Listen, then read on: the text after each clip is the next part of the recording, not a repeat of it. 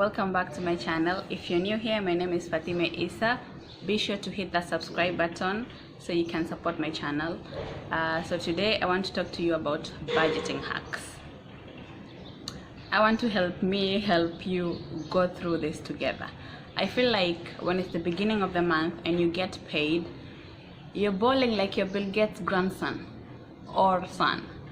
And then week 2 you're like, okay, maybe let's pump a little bit brakes on this. Then week 3 you're like, whew, at this point I just want to get to the end month. And week 4 you are tempted to actually pick up a signboard and go by the side of the road to beg, which is totally unacceptable. So I want to help you guys to be able to spread your salary or your income throughout the month, so you don't have to feel depressed and ask your question, why am I even going to work if I can't survive throughout the month? And I know we're always buying a lot of stuff that we do not need in the beginning of the month, feeling like, you know, I got this, I'm balling. But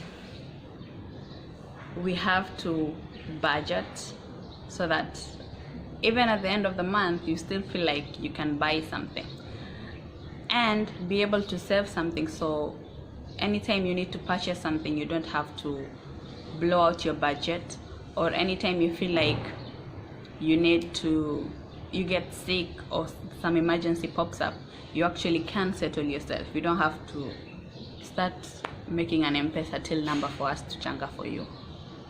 Okay, so budget is a tough word.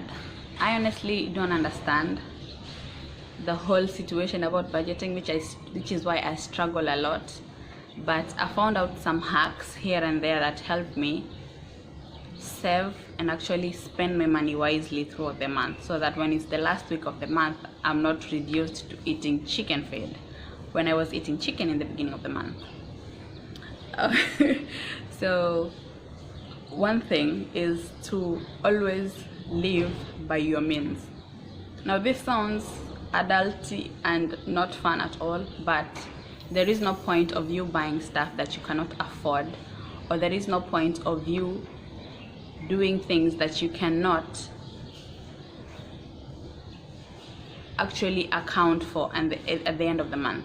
So what I want you guys to do is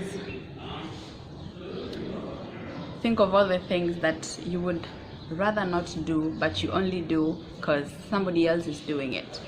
When you figure those things out, X that situation out of your month, then see how much of a difference it actually makes at the end of the month. One other thing is to actually have a list of bills before your salary comes in.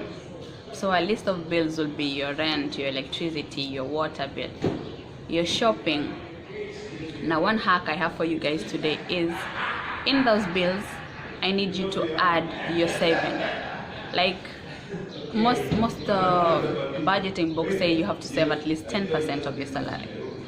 So when you have your rent there, you have your electricity, you have your water, you need to save 10% of all that. Make it a bill. Don't make it like it's something you cannot afford. Make it a bill so that when you're slashing off, you're putting away this money to cover up your bills, you actually have your savings in it. That way it doesn't feel like this big thing you have to deal with. One other thing is,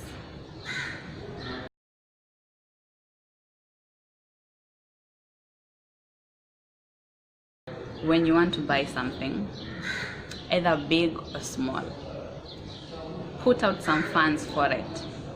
The last thing you want is to actually blow out your whole paycheck just for one purchase. For instance, I want to buy new makeup, I want to buy new hijabs, I want to buy new abayas. What I do is I make up a topic, like this month what I need. Mostly is I just write what I need and I write it there and I estimate the prices, and then I see how many months it's going to cost me to buy all that. So if I need an abaya, most abayas go from 5,000 to 6,000. So if I get my paycheck, clear all my bills, and actually have to chunk out 5,000, it's gonna get to that point of the month where I want to go by the roadside and beg.